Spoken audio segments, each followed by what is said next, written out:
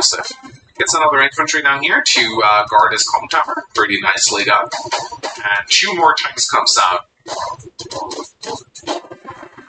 Still only tanks from both players. We haven't seen a single battle booker yet. Let's see if that's about to change. Voice of Akasha would like to get this property, but Rip has his 2 infantry here guarding it, and another tank as well here. So you can see Voice of Akasha is actually focusing hard on his weak side, which is not something you tend to do in mixed-based matches. But again, it is Voice of Akasha, and probably it's a good reason for it. So far, players trading blows with each other. I wouldn't say either one comes out on top of the other. Well, let's see what Rip does now on day 8. He comes in with his tank, takes a shot, takes a lot of damage back though. But he takes out Voice of Akasha's tank, and instead of going for this property, which is sure to get captured, he goes for the safer neutral property. And here, Rip does something very smart, which I really like. He places his tank in front of Voice of Akasha's tank on his base, which is genius. Because, of course, Voice of Akasha does have this little tank right here, but he can't kill this tank with this tank because there's 2 mountains on each tank. So this is a part of this map that made the match very difficult, in my opinion. Is that you can always place a tank on the weak side base. When a base looks like this, you can kind of choke out the tank by just placing a unit right here. And if the tank takes a shot, you can just replace it with another one, and you keep base locking your opponent. So it's a very tricky positioning of this base. Like Voice of Akasha probably has to move his other tank away and build a new one, but he can never truly attack. He needs another tank over here to get this tank out before he can move down. So Rip can keep on. I should have had her by now. Then Rip can essentially base lock Voice of Akasha. And now, while he's doing that, he's also applying pressure to these properties right here. Tank comes out from Rip. He moves out with another tank, and another tank, and another tank. And of course, Voice of Akasha still has this tank right here. But he doesn't really want to use it to free this tank, because Rip has a lot of vehicles right here, which he can just use to punish it with. So Rip is kind of goading Voice of Akasha into taking very unfavorable engagement. But a bad choice here. Does he sack this tank to free the tank on the base, or does he move back? Let's see what he decides to do.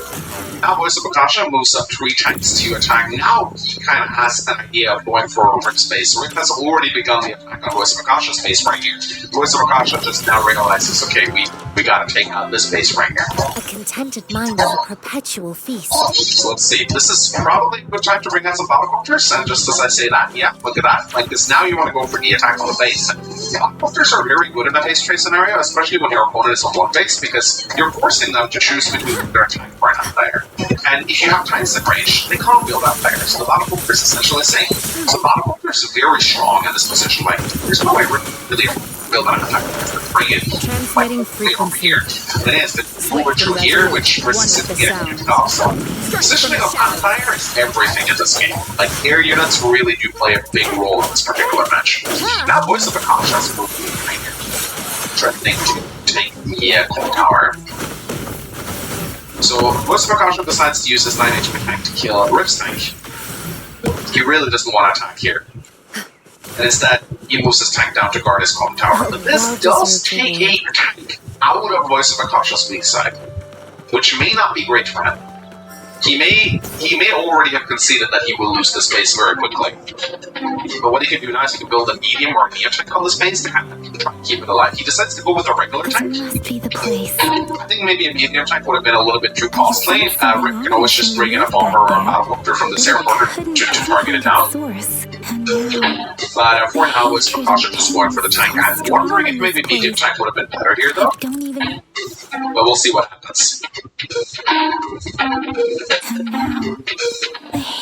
So Voice of Akasha bringing in 3 more vehicles into the center. You can see the situation is just so tense. The firepower being as high as it is, your infiltrators have to be impeccable. So Daytime rolls in for Rip. Reinforcements from Akasha is coming into the center here. We saw Voice of Akasha is also starting to attack this base right here, so a lot is going on at once here. Infantry battles going on north and south. Akasha's kind of Administering deterred this first attack aid, on his swift and home resolute. tower, but now Akasha's also attacking Rip's home tower on this side.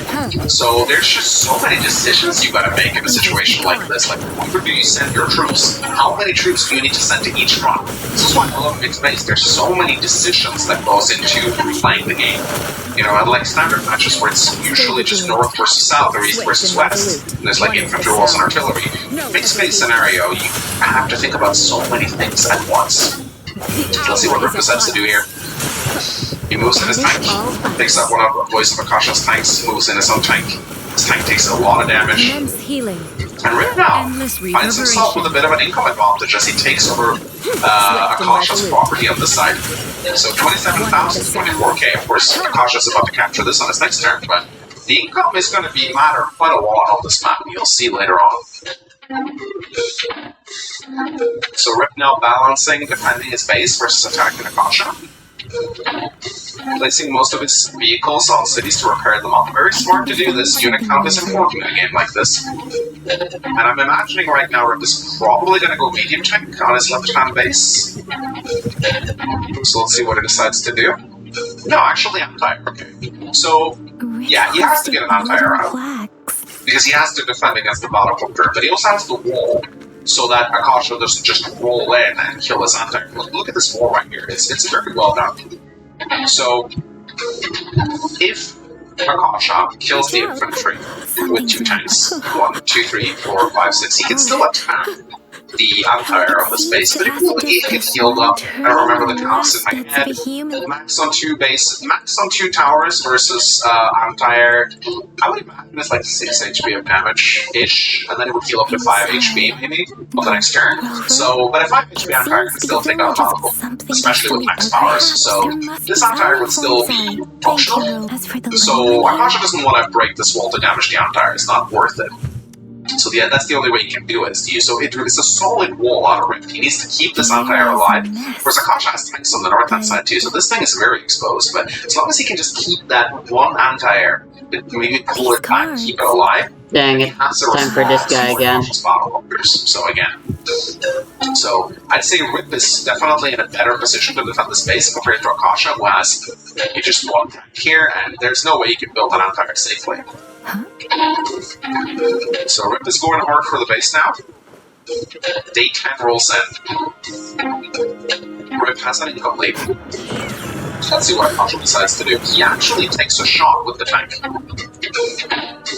Good movement, but I think he just realizes that this base is probably lost at this point.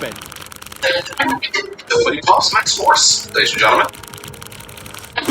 First max force of the match. Let's see what he decides to do with it. Oosh, that's why he attacked, because he wanted to get this shot right here.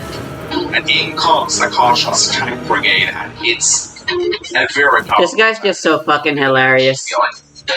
He shows up by kidnapping and holding hostage one of your characters, and then he goes through insane lengths to say he's totally not a bad guy, and that everyone else is. I think a tank and much of an infantry on lanes, and this should be a 60% boost. So I'm wondering if this might have been a luck roll. You can't bring up the damage calculator. What a great 3-dimensional villain, am I right?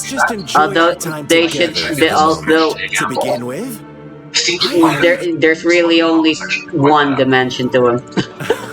It's a strong max force. So subtract that 3 dimensions by 2. Before you knew So obviously anything going about to this, interrupt that, you but still. are the unknown And going for a bunch of From captures the here. moment you opened your eyes, everyone So it's a strong max force, but of course now we have to contend with the fact that Rip has his max blast. And yeah, he took a lot of damage on his vehicles, every single one of them almost, but he still has some healthy vehicles over here. And he has 2 healthy vehicles over here. They have this really fun Advanced Wars match to watch right now. Pretty insane.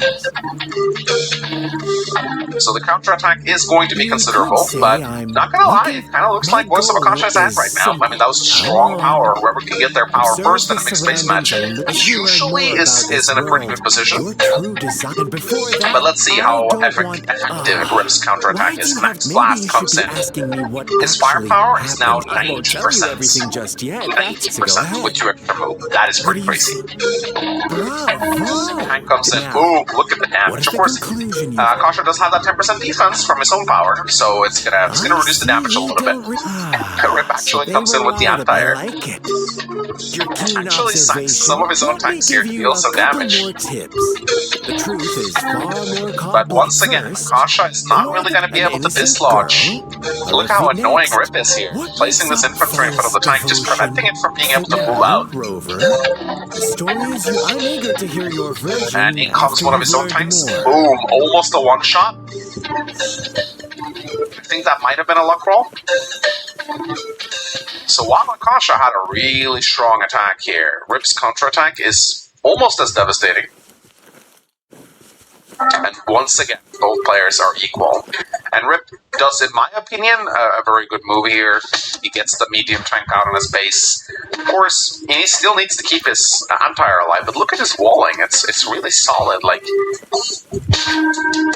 Akasha just popped his power. It's going to be very hard for him to do damage to this anti-air. And keep in mind, just one shot from the tank isn't really going to do much because the anti-air is still going to heal up, and a 5 HP max anti-air is still viable at hunting copters, so it's not really going to do much. But Rip builds another anti-air. He kind of has to carry more anti-air over here because Akasha's going to spam battlecopters. Rip has not built a single battlecopter yet. Akasha's built 2. I have a feeling that Akasha's going to build a lot more.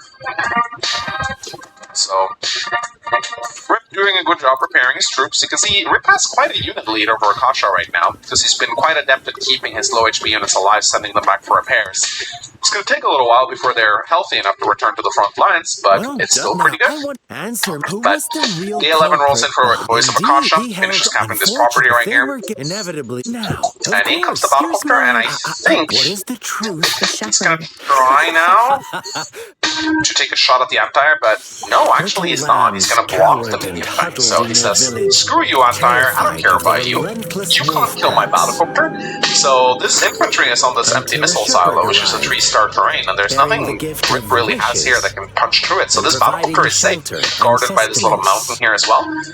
So really, really nice positioning from Akasha right here. Battlecopter coming in.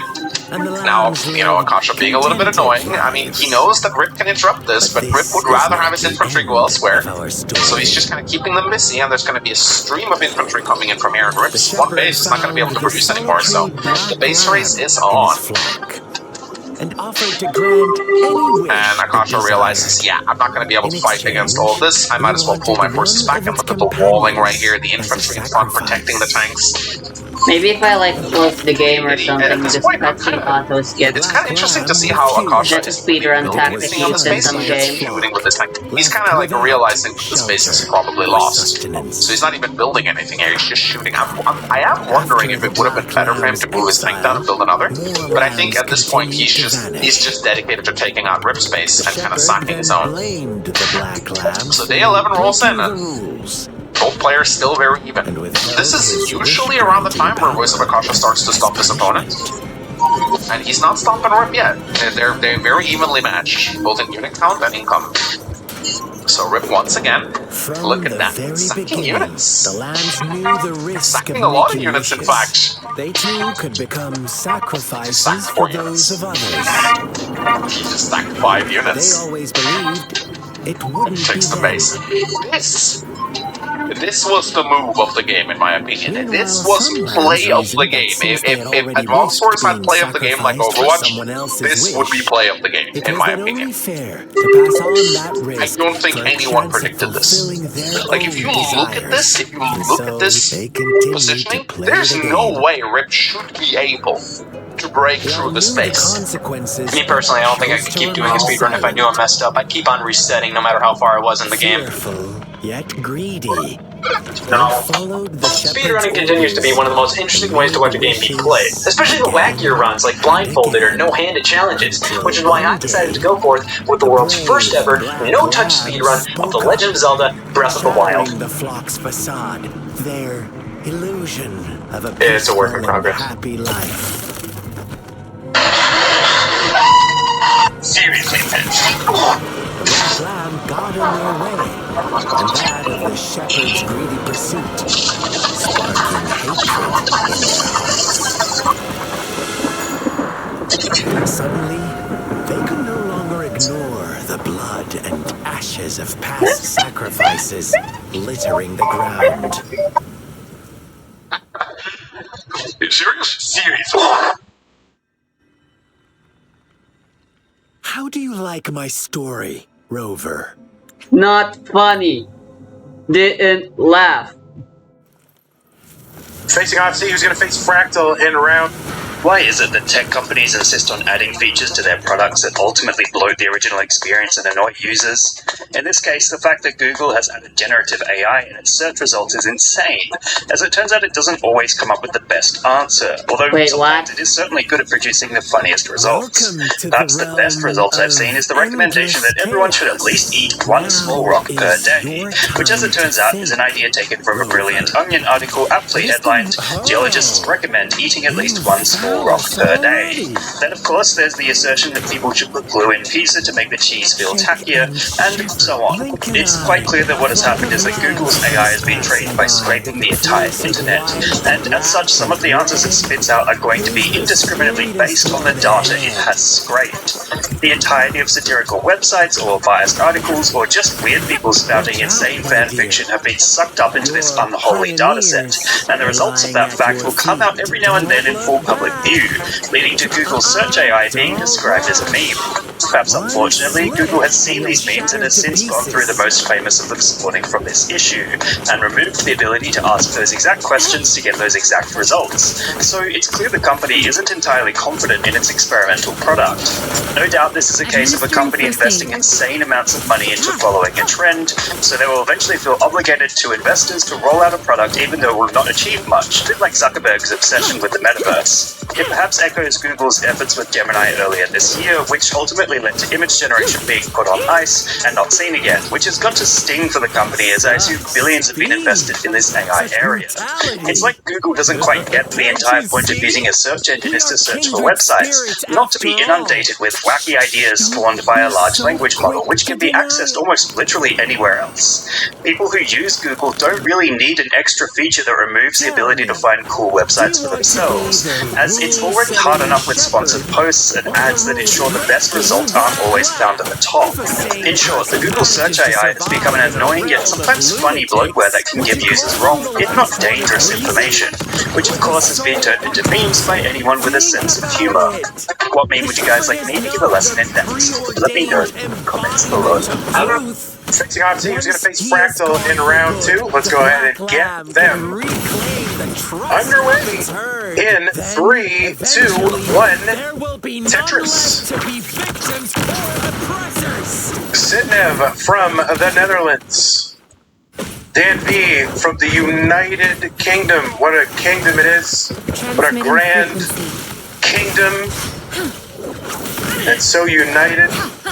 You know, if you just open up the Daily Mail every day, you'll see overwhelming evidence of how united that kingdom is.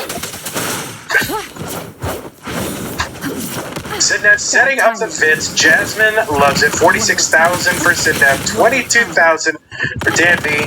Danby will get a Tetris. So Sidnev ahead by the 1 push down point. Sidnev loves to get that 1 Such a pest. push down point. Maybe a little bit of a good luck charm. Something like that. Fun little quirk. Or I never really asked her, why do you do the 1? Is it just something to do, right? And it's important when you're developing an online identity to have little Rover? quirks and little memes and little things that your followers can identify with, right? You're gonna have chicken sandwiches. Oh, Dan V with the 5 below millistack. Alright, enough Nice. ADHD. A rip should be able I shattered Back to his exam eyes. board. space. That should have Like, injured him. how? He relies on luck damage from injured units. He sacks a 1 HP tank, a 4 HP tank, another 1 No, HP tank. you should get the 4 fuck out HP of my infantry. face. And he just barely brings Voice of Akasha's tank down to 6 HP, which allows Rip to get the kill on the base. And with that, ladies and gentlemen, Rip has secured a base. And Voice of Akasha, sure, he can interrupt it with a 7 HP infantry next turn. He can delay it for 1 turn, but that's all he can do. He can only delay it. These units not going to be able to get there in time. An unexpected gift, And this is an honest absolute and open huge exchange, turning point or in the highly match. risky gamble. So Rip now has a massive initiative advantage against Voice of Akasha. We'll meet again in the not And too with the medium tank distant plonked down future. on his own base, They're gone. Voice of Akasha By is that, he means behind. literally in the next Now back. really behind. This play was so good. I just we have to watch it one more time. It was so magnificent. Just look at this. Look at this play. Who would have thought to do something like this? Brother. Seriously, who would have thought to do something like this? Absolutely crazy. So few players would have seen that. Or Rip saw it. Yes. I think I would very much like in the comment section, by the way, if some of you guys can calculate the odds of this working, because there is some luck involved in this. There is some luck involved in this. There has to be. A 4 HP tank, a 1 HP tank, a 4 HP infantry, and a full HP tank. I'd like you to calculate the odds of this succeeding, because I think there is some luck involved here. If all of those weakened units did 0 luck, I don't know if this would have succeeded, but maybe I'm wrong. Maybe it was 100%. Some math nerds in the comment section, please calculate it. I'll heart your comment, I promise. Leave a like too, that'd be nice. So, absolutely crazy. South. Rip is now in a very good spot, and he does a really nice counterattack against Voice of Akasha too, clearing out a lot of his units. This battle as you anticipated, Scar is in a did bad not try spot to right kill now. him. Is What can it everything really all right? do? Please be sure to stay safe. Now my Rip lady. is starting to take this city as well. Rover, do you still have the plaque we found earlier? And of course, I mean, he interrupts the clock towers because why not? As I thought. I just felt a And looking at the game right now, it's looking very good for Rip. And it's looking very bad for Voice of Akasha. Voice of Akasha has really no good way to take out this medium tank. And he's getting his own base captured. And Rip's gonna have a nice little juicy income advantage coming in very, very soon. But, ladies and gentlemen, we cannot count Voice of Akasha out of the match just yet. He is the GOAT for the reason, so... He is the GOAT for the reason. The things I say sometimes. So, Voice of Akasha recognizing that I gotta take that base. So he's pulling back. He's abandoning ship basically. He's like, that base is screwed. There's no way I'm getting it back. There's a nice little interrupt right here. And here he's actually just kind of sacking his own battlecopter because never mind. Of course he finds a way to attack the Empire. So here, I remember, I think I was paying attention to this live as it was happening. I was like, I saw Akasha move his battlecopter, and I was like, oh, I guess he's just sacking it. And then I was like, oh no, of course, he's just going to kill the Empire. So, of course, Rip is ahead. But you see the dilemma he's in right now. I mean, the battlecopters are just going to start waylaying this medium tank. It's not really a lot. And if Rip pulls it off and builds it on an tank, the tanks are just going to smash it. So, sure, Rip is ahead. But Voice of Akasha is going to take the base soon. There's no question about that. So the question is just how soon? 1 day? 2 days? 3 days? Rip's turn rolls in. He does what damage he can. And now he starts to capture a bunch. There's a bunch of properties just waiting to be captured right here. But Rip realizes he's got to keep his vehicles alive, so he pulls his Empire back, which is smart. There is such a He's going for the clock tower. down here. He's not going to get it. It's going to take him 3 turns to get it. I can't believe. That Rip is bringing in a lot of units from his strong side right here, moving them over here. He's going to try. He only builds an infantry this turn on his base because he knows Akasha's going to kill it. But I think what he's hoping for here is that Akasha will go for the base, and then maybe Rip can pull the power and just smash into him from the sides. Where did it go? But another battlecopter. Is that the first battlecopter Rip builds this entire match? I think it is. Yeah, it's the first battlecopter he produces whole match, actually. But things are gonna start to heat up quite a lot now, because now from Sakasha there is a little bit of a problem. He doesn't really have any infantry to capture the base. He has this one. Sorry, But I love to have River. an infantry this turn. I didn't feel comfortable down He there. brings in his battlecopters. Rip only has a single anti-air.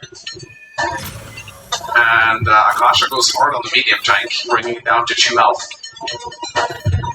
And now, ladies and gentlemen, we are about to see a more traditional west versus right side battle play out right here. Akasha's battle. He has so many battlecopters. 4 battlecopters. I get a 5th battlecopter from Voice of Akasha right now. He has that superpower. Now, I want you to pay attention to this comp tower right here, because Voice of Akasha is going to get that next turn. 5 HP infantry against this comp tower. Rip is not going to get his comp tower for another 2 turns. Look at Akasha's power meter. He has super ready. So right now, Akasha has a small but very powerful window where he can go for a crushing blow. Because he can take over Rip's comp tower to get 3 comp towers as max. I just want to make sure I'm not talking out of my butt here. I want to make sure, I think this means 100% firepower increase, yeah. Because max blast sets it to 60%, and this is with the passive boost included. Plus 3 comp. Actually, no, it's 90% total, because it's 60% with the boosts. And then it's 7, 8, 9 to the comp tower. So it's 80 with 2 comp towers, 90 with 3 comp towers. So, and what's so crazy about this is that Akasha, he captures Rip's comp tower, so he also takes away a comp tower for Rip's. It's a 10% reduction in Rip's firepower for 1 turn, which is going to matter quite a lot. So again, when I looked at this, I remember I said, I was watching this match in the Discord with the other Grandmasters, and I say, I think Voice of Akasha is going to capture the comp tower and pop his max blast for a devastating push. So, Voice of Akasha, Rip now, capping, he's capping a lot of properties here. And he's just drawing tanks whenever he can. But it's looking pretty good for Rip now. Like, he's definitely ahead, there's no question about that. He's got a nice little income advantage, he's got a unit count advantage, he's got an initiative advantage with the base. You are about to see why Voice of Akasha is going to go. So Rip moves out, he puts up the wall as best as he can. Lots of injured properties around here though. But here comes Voice of Akasha. He captures the comp tower. Blasts. 90% firepower. This was the window that I talked about. The small window where Voice of Akasha has what the fuck is that noise? advantage. In comes the battlecopter. Ooh. Charges in, 1-shots the anti-air. Comes in, 1-shots the other tank. Yes, 80% you 1-shot tanks. Another tank goes down.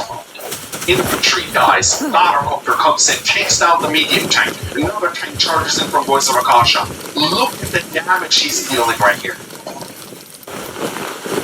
Oh, he's capping the base too.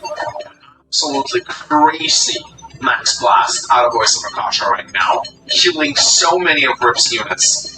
And look at that, ladies and gentlemen. His HQ is exposed. Lots of infantry coming in from Akasha right here.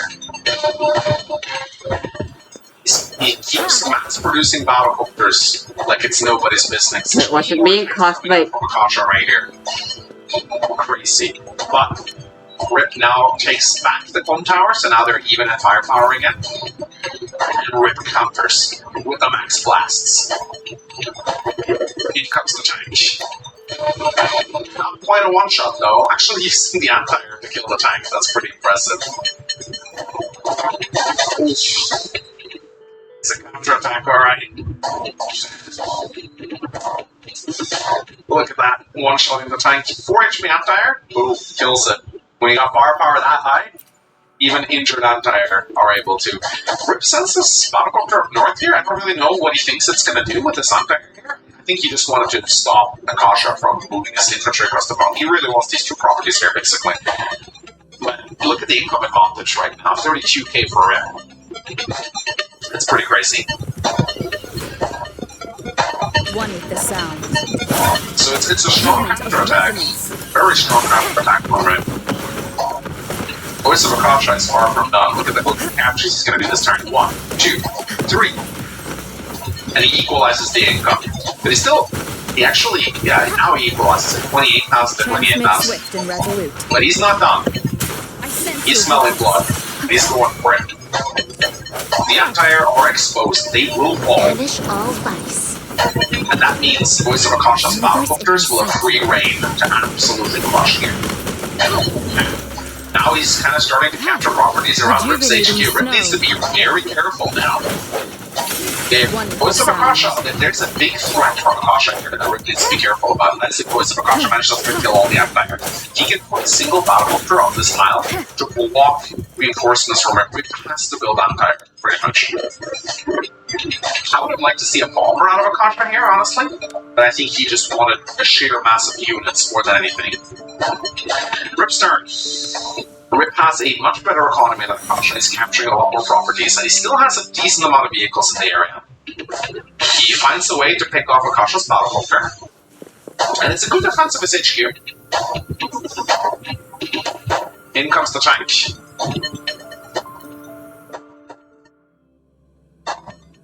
Rip now moving in with a medium tank here as well. At some point, these players are going to have to tank up the medium and neo tanks. Very important. More Empire coming out of Rip. He has to produce those Empire. They're so integral to this particular match. Rip is even moving in a little bit, being a little bit cheeky before Akasha has a bunch of units. My internet is more consistently in the red in the Asia server. Attack that he doesn't really have that many infantry in this area to take. There's still 2 neutral cities here. And one of Rip's cities that Akasha hasn't even begun capturing yet. So moving all of these infantry in here to try and take out the HQ, I think it's actually punishing him a little bit here. But Akasha here, he's not gonna give up the attack. He's not gonna give up the attack. He realizes that he has to try and beat Rip because the economy advantage for Rip is too big. And he's just going to give Rip this city, which I thought was a little strange. But I guess he really didn't want to. And here we see a Neotank coming out of Akasha. This is what he really needs. The Neotank with Max Blast is actually able to reach all the way over here. So it's very important to get a lot of Neotanks out here. The player with the most Neotanks is probably going to win this engagement, but Rip here, 31k to 25k. It's pretty crazy. Let's see how it goes.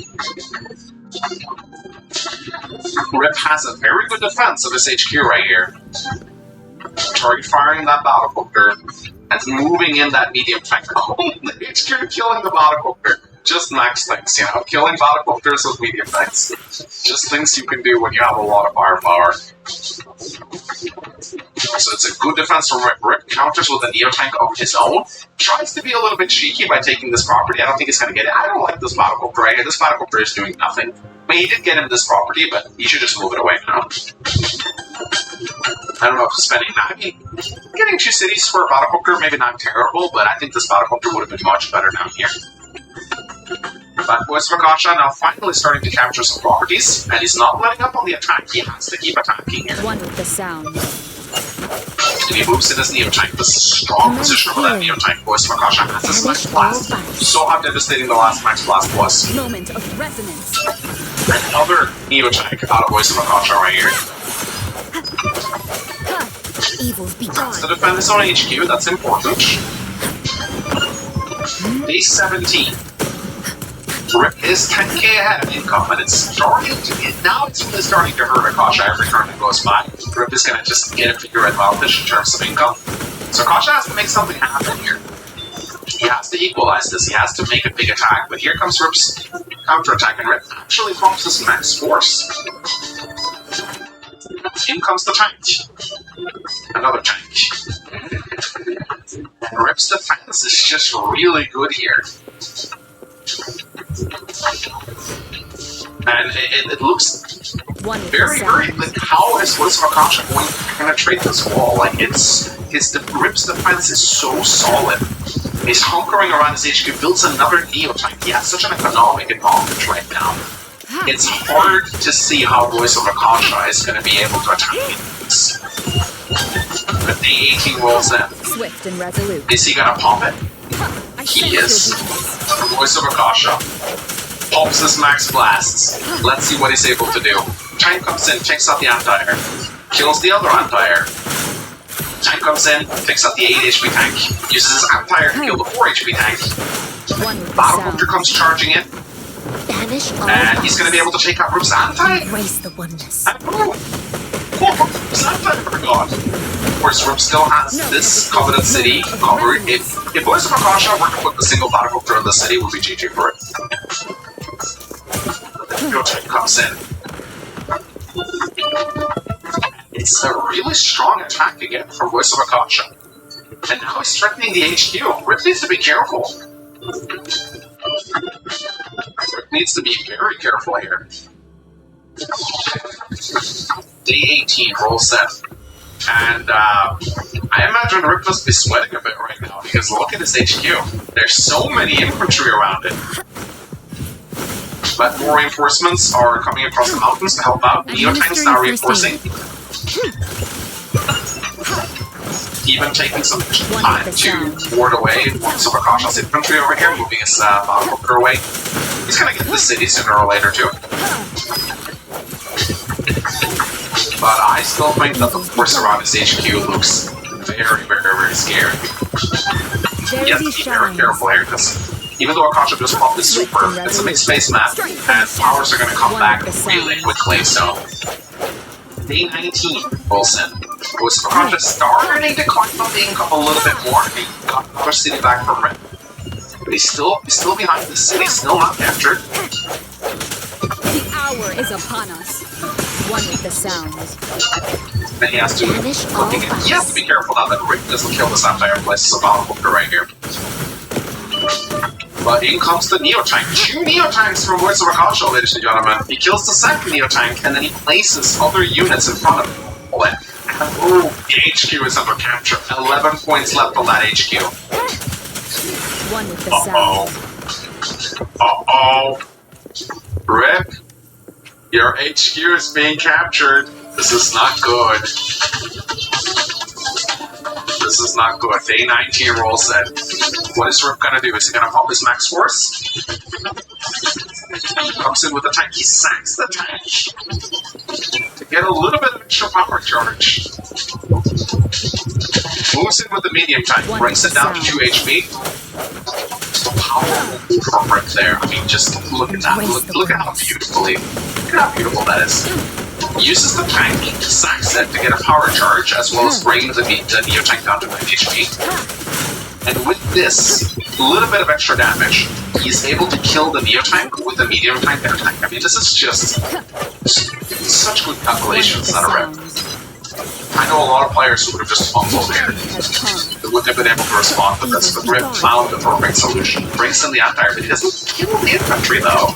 Akasha has a lot of infantry that he can use to take over this HQ. One with the sound. And you can see the bottleneck right here. The bottleneck is real for Rip right here. Day 20 rolls in for Voice of Akasha. He continues capping the HQ, bringing it down to 5, and joins the infantry together. And now, he is just going to wall the HQ. And pops his max force mid-turn to get a little bit of extra movement, so he can move in here. The extra defense is also quite significant. But he just doesn't have the units to completely surround the HQ, which is what he would love to do, but still. That HQ has 5 points left. Is Rip going to be able to find a way through here? Day 20, roll set. Rip attacking the anti-air. Sacking his own infantry. This power just barely kills the anti-air. Moves the Neotank around. Yet Just barely gets enough for the max force. And with this power charge, he is able to once again just barely interrupt 4 HP infantry, 5 HP HQ. Or 5 point HQ. How freaking clutch is that? Let's look at this again, okay? Sacks a tank, sacks the infantry, brings in the tank to kill the anti-air. Just barely hits max force. Oh, I think that was an exact. Yeah. 48,600 out of 48,600. That's absolutely crazy. Actually, no, he's 49,000, so he's like barely 1,000 ahead. And with this exact amount, he's able to get rid of the HQ camp. And Voice of Akasha's attack suddenly is not looking so good anymore. But let's see if Voice of Akasha has more left in the tank. He still has a lot of units coming out of it, but with those 2 Neo tanks there, Akasha does have a bomber coming in. I kind of wish he built that a little bit sooner. I think the bomber would have been really nice to have. But I think Akasha, he just wants to try one more time. He wants to try and capture the HQ one more time. He has the bomber now, but it's a little bit too late. If it was here like 1 turn sooner, I think this bomber could have been crazy good. But I guess he just didn't have the economy for that. He needed the tank count to keep up with Rip. The day 21 rolls in here, and I don't think Rip's gonna have any issues. Now Rip is capturing Akasha's HQ. In comes the anti-air, in comes the tank. And yeah, Rip's vehicle count at this point is too high for Akasha to realistically do anything. And, ladies and gentlemen, I believe we're seeing the end. Akasha here, he's just gonna take one final lap here. He spells G! He spells G, good game with this infantry. That is the trademark of a proper champion, ladies and gentlemen. Is he gonna try and do it here too?